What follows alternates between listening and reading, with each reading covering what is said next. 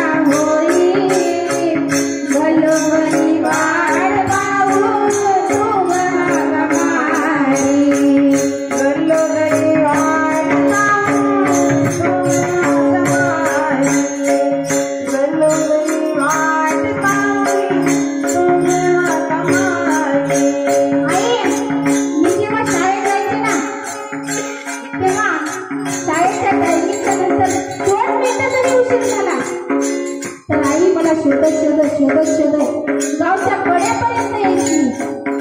पण आज मी मोठा कलेक्टर झाला, डॉक्टर झाला, इंजिनियर झालो. तुझ्या प्रेमाची मला जाणीव झाली.